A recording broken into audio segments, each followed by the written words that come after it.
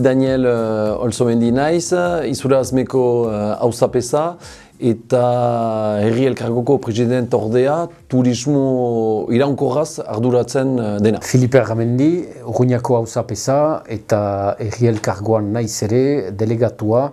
2017an, behaz, buhulian, jadanik delibero bat hartia izan zela behaz herri elkargoan, eta kasik aho batez hartia izan zen erraiteko mublatu turistikoer buruz behar zela araudiak lekian ezari, behar ginela lan egin, eta erranak ginuen ere 2018an lekian ezartzeko araudiak engaiatzen gintela. Donc entre 2016 et 2020, les meublés de tourisme, les locations donc de courte durée, fréquentes, ont augmenté de 130%.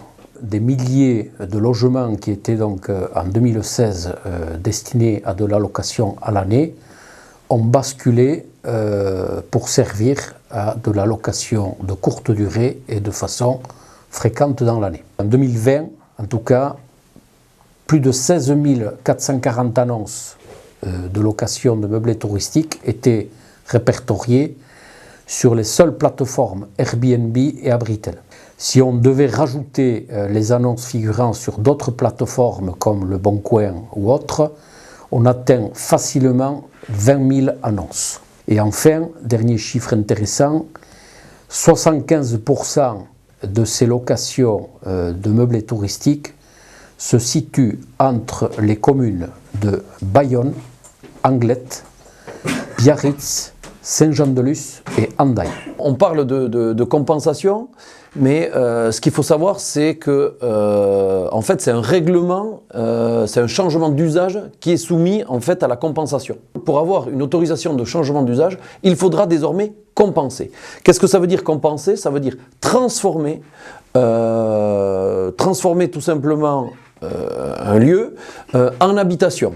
Les locaux commerciaux en rez-de-chaussée, on n'a pas le droit de les toucher, mais par exemple un garage qu'on pourrait modifier, c'est-à-dire qu'on compense, c'est-à-dire qu'on crée de l'habitat. On ne compense pas avec de l'habitat déjà existant, mais c'est un local qui n'était pas à vocation habitation, qui doit devenir habitation, d'où cette notion de compensation. Et cette compensation, elle doit se faire en fait au niveau de la commune même. Elle ne concerne pas la résidence principale qui loue moins de 120 jours à l'année. Voilà, c'est dans une résidence principale, on n'est pas soumis effectivement à la compensation.